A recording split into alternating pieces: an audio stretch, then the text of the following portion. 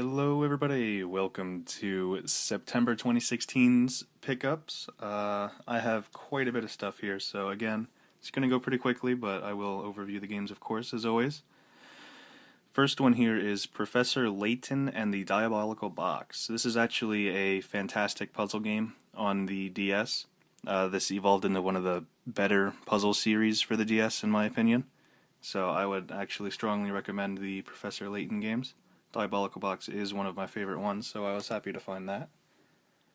Then, I couldn't get the sticker off, but I got a Pokemon VHS.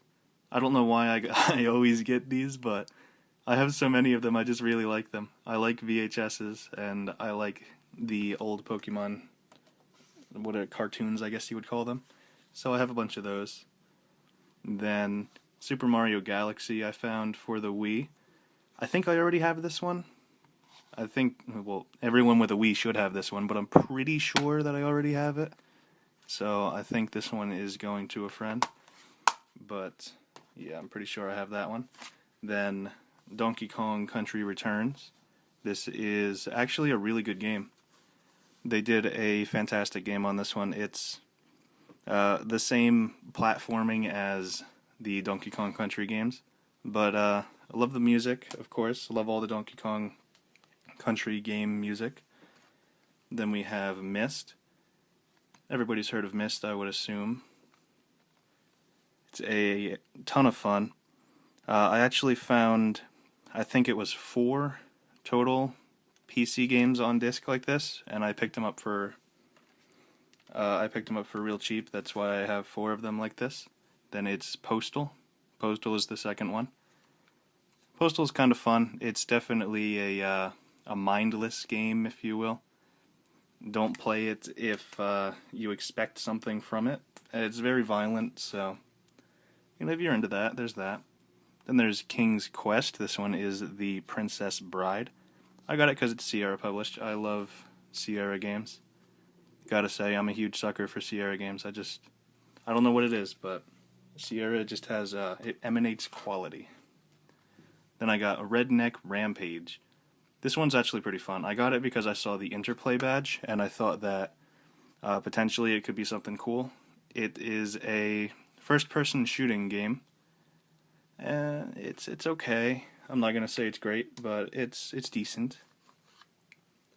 Then we have Pac Man World for the PlayStation 1. This one's fun. I gotta say, this one is actually really fun. It is a Pac Man RPG, sort of. You play as Pac Man and you go through all these different levels, and it's pretty fun. It's pretty fun. I'd recommend it. It's pretty cheap as well, so you can get it for a good price. Then we have Sledstorm. This is actually a pretty decent snowboarding game. It's actually pretty fun. It's mostly racing or doing tricks or anything like that. It's pretty fun. I like it. If you like the quad or ATV, the MX ATV games or whatever they are, where you just go around in sandbox mode and do a bunch of tricks, you can do it in that, and it's a lot of fun. Just as fun as that. Need for Speed High Stakes. I think the reason I picked this up is because my local thrift store had a sale for, if you got 5 CDs, they would give them to you for $1. So I picked up a bunch of things in jewel cases, and they were labeled as CDs, so I'll take it. Hercules the Action Game is another one. I had heard of Hercules on other systems, but I didn't know that it actually came out on PC like this. It's kind of cool. I like the art. I like the Hercules games, and that cover looks kind of neat, so that's why I got it. This one I had never heard of. It is Red Jack, Revenge of the Brethren. No idea. It was a THQ game, as you can see right there. Thought it looked kind of neat, so I figured, well, if it's 20 cents, you're not going to pass on something that looks interesting, so why not? And finally from that, 5 for $1 is SpongeBob SquarePants Super Sponge. If it's a PlayStation 1 game that I don't have, and it's 20 cents, you better believe I'm getting it. Never played it, haven't played it yet, so I'll let you know if I do and if it's any good. Next up, I have a couple things that are just sort of thrown together. They're a little odd, so I'll go with this guy first. I don't usually show these, but I actually got an amiibo. I love these little things. Honestly, they look so nice on shelves. This guy is Meta Knight from the Kirby series. I think he looks good. I think he looks pretty nice. I love the box art on these two. They all look fantastic. They're great for just setting them up on your shelf next to your games. That's what I do with them, at least. Next up, I have a CD. It is the soundtrack from the Pokemon movie. But the reason why I got it isn't the actual CD. It's because this front cover here folds out into a poster. And the poster is exactly what you see here, but it also has guys on the bottom down here. You can sort of see it. It's just a big poster. I think it looks really nice. I've actually been looking for this for a little while because I really like the poster. So I'm glad to have that finally. Then we have Lords of Magic. This is another Sierra game. I actually found this at a yard sale. There was a large town-wide yard sale. The 24th? Yeah, the 24th. So towards the end of the month, I actually picked up a lot of stuff from that. So a lot of the stuff that I have here is from that. Then we have Crash Team Racing. This honestly is probably the best kart racer on the PlayStation 1. It's that good. I love it. I think this is a fantastic game. I cannot recommend it enough, actually. It's really good. Then I have Frogger 2 Swampy's Revenge here.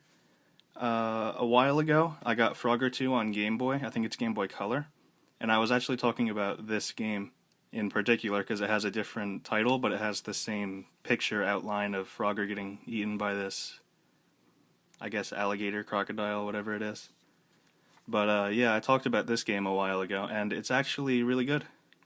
Pretty good. I like it quite a bit. I like the Frogger games a lot, so I do have a bit of a bias there, but, you know. Next up, I'm going to show you, it's kind of hard to describe what it is, but the first part to it is Black Ops for PC. Nothing interesting there, just a Call of Duty game. But what's interesting is what came with it. It has this medallion here. I think this was called the Prestige Edition. It has this medallion, and then I got the... Sorry if you can hear a lot of stuff, but I got this controller for the RC car that came with, which is kind of neat. Came with an actual little RC car here that says Treyarch here, and then it says Call of Duty Black Ops on the back, and I don't know, it's an actual working RC car. I thought it was kind of neat. I think it's modeled after something in the game, so I thought it was kind of cool. You know, for a couple bucks, how are you going to pass that up, right? I thought it was neat looking, so why not? Then for the 500th time, I found Kingdom Hearts on the PlayStation 2. Still cannot recommend that game enough. It is fantastic. This is a weird one, but I got NCAA Football 14. The reason I got this is because this was the last year they made the NCAA games. So 14 is actually kind of expensive right now. So if you see NCAA Football 14, get it. This is one of the reasons why I still look through sports games, is because this is the last NCAA game. I also look for the MLB 2K games on 360 because they don't make the 2K games anymore. I think they were, the show is what they make now. So keep an eye out for those. Those are relatively valuable still. Then I got Frogger's Adventures: The Rescue.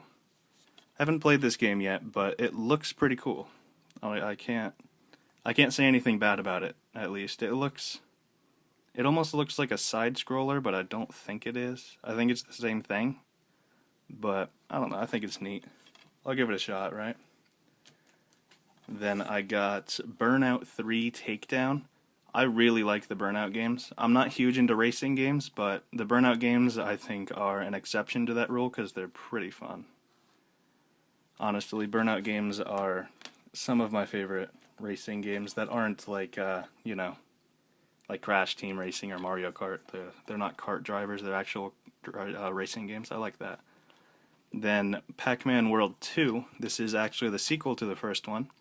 And inside of this was actually just the disc for Pac Man World 1, which I showed you before. But here's the disc that it came with. So that's kind of neat. Pac Man World 1 on the PlayStation 1. I'll give that to a friend as well. Then I got Soul Calibur 3. I love the Soul Calibur games. They are a ton of fun.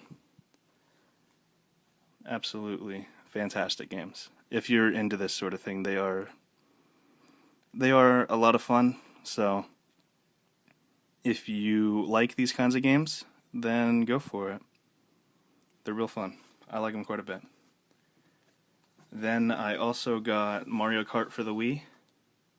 Surprisingly, I didn't have this. I have like 6 of the wheels, but I didn't actually have the Mario Kart game. So, neat to have it. I love Mario Kart, of course. Then I had Furu Park. I had never heard of it, but it's actually pretty good, and it's pretty cheap. So, if you like these little sort of quick mini-game-esque things for the Wii, I'd actually recommend getting this because it's pretty cheap and it's pretty fun. And then there is Mario and Sonic at the Olympic Games in Beijing 2008. This is actually decent. I think it's kind of fun. It's your standard Olympic game, but it has Mario characters, so it's kind of neat. It's kind of neat. I like it. And for this second half of the video here, it's going to be a little different. Basically, what I'm going to be doing is recommending something that anyone, can do, that I do relatively often, that I think is a perfect way to start collecting. And that is to go out and go to flea markets. I go to them all the time. You don't have to go to them all the time, because I'd say like 1 out of every 5 flea markets I go to has one of these. But if you go out there, you will sometimes find a lot of Atari games. And you can get these super cheap. Atari 2600 is what you go for if you're starting to collect video games right now and this interests you, in my opinion. This is what you should go for. Because I got a big lot of Atari games, and I paid next to nothing for them, so this is really what you should be going for. I'll explain all the games here, of course. This is Pac Man. Everyone knows Pac Man. You get all the dots before the ghosts get you. I mean, it's a pretty self-explanatory one. Everyone knows it at this point, I think. Also came with an Atari controller, the old school Atari controllers. One of my favorite controllers, actually. I like it quite a bit. I am notorious for breaking them, so I can never have too many of those. One game in here especially, I'm notorious for breaking it with. Next up we have Mousetrap on the Coleco. Yep. Mousetrap is, again, a pretty well-known game. Basically, you're a mouse, and you're chased by cats, and you change the color of doors, I guess is the best way I can explain it. And the cats can't chase you, and then you turn into a dog at some point, and you chase the cats back. It's Pac Man. It's a more complex version of Pac Man, if I'm being honest with you. Next up is an absolute classic, one of my favorite. It is a classic horizontal shooter. It is Defender. Defender is such a good game. It has weird controls with the Atari controller, so I can't really say that it's one of the best on the system, but I can say that it's one of my personal favorites, because once you get used to the controls, it's not that bad. But I think the arcade version was better, personally. I do still really like it, though. It is a lot of fun. Then we have Star Master here, which is a sort of strategy shooter game. You're basically a starship, and you shoot these other guys. It's a lot of fun. It's actually a ton of fun. I like it a lot. Then we have Pole Position. Pole Position here is, again, classic game. You're in a indie I think they're called Indy. I don't know what they're called. They're these cars here, the fast cars. So you're in one of these, third person. You steer around with the controller. You go around the tracks. I believe this was one of the first games to have an actual track from real life being copied into a video game track, so kind of neat. Next up, we got Night Driver. I actually think this is more fun than Pole Position, personally. You drive alongside of this road at nighttime, and basically you try not to crash. It's first person, which is kind of weird, but I really like it. I think it's a ton of fun. Which I say about every game, I know, but I like the Atari a lot. What can I say? Then we have Human Cannonball here. This game, I actually can say, is a ton of fun. It's basically you try and get as best trajectory as you can with these guys being launched out of cannons.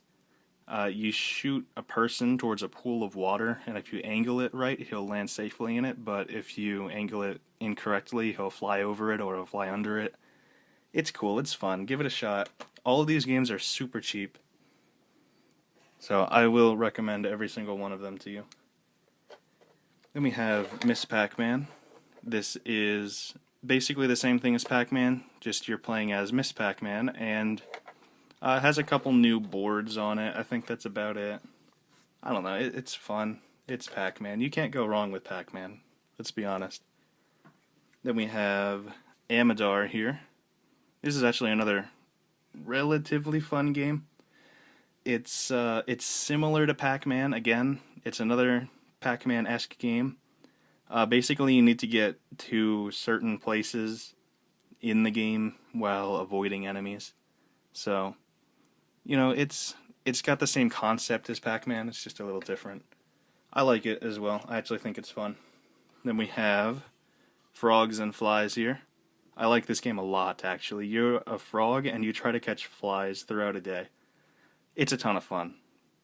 You just go from morning to night catching flies as a frog. It sounds really mundane, but it's a lot of fun. I recommend it. It sounds kind of dumb, I know, but it's good. Try it. And this one is funny, actually. It is Journey Escape. And if this looks familiar to you, this is actually a game based on the band Journey. You play as the band and you try and dodge obstacles and get out of the show. It's actually a ton of fun. You are legitimately playing as members from the band Journey and you're trying to dodge people to get out of your show. I think it's hilarious. I think it's a ton of fun. Probably my second favorite game on the Atari 2600 here. It is Joust. This is a third-person platformer. Everybody should play Joust at least once in their lifetime. It's fantastic.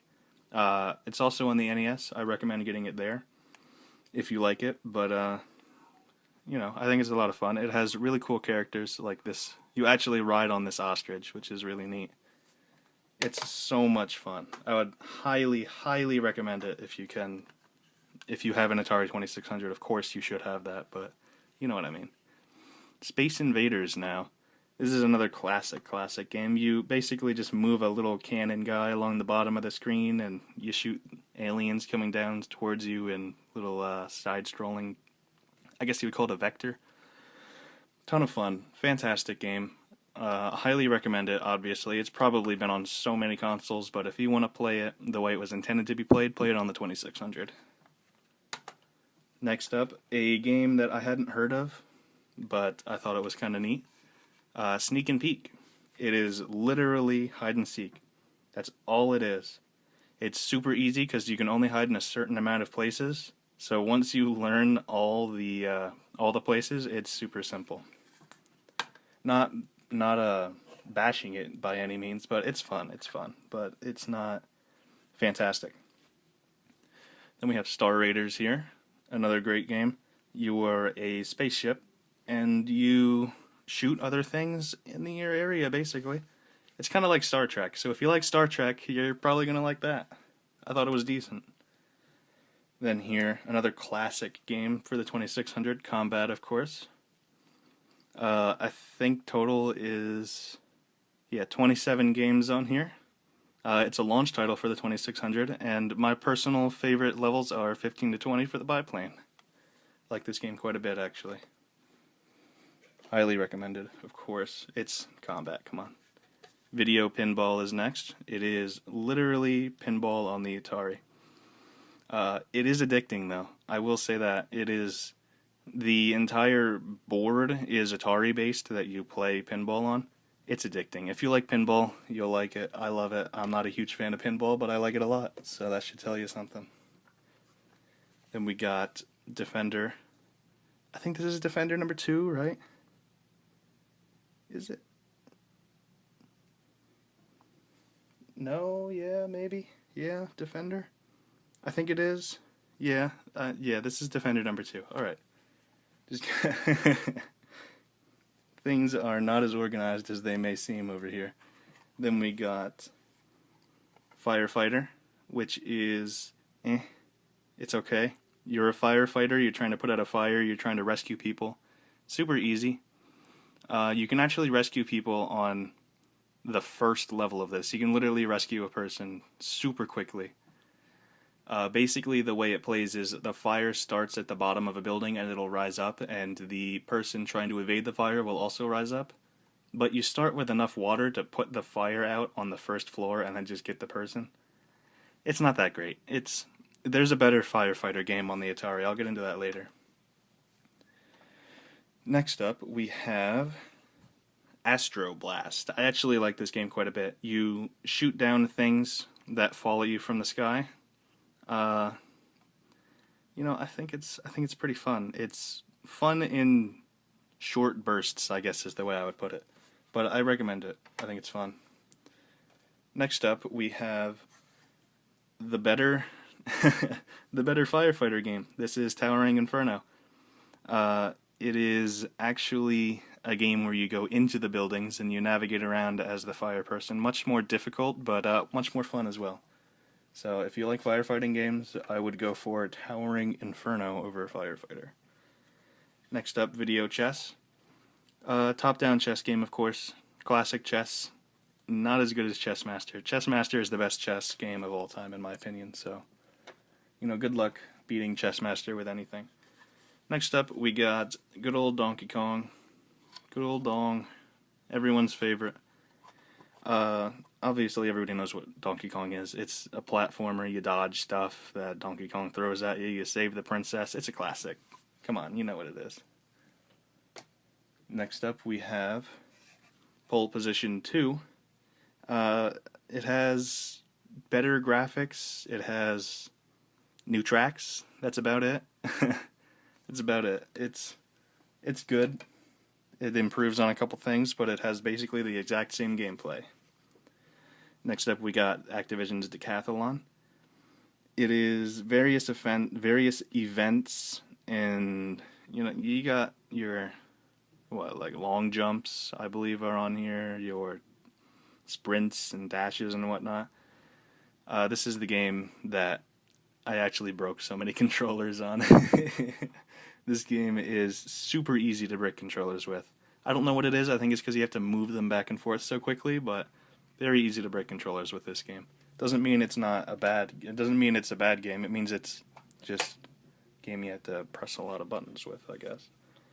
Then we got Tutankhamun, which is, of course, King Tut. You are basically a Tomb Raider. You go in there, you get chased by enemies, you escape by finding I think it's the big escape door is what it is.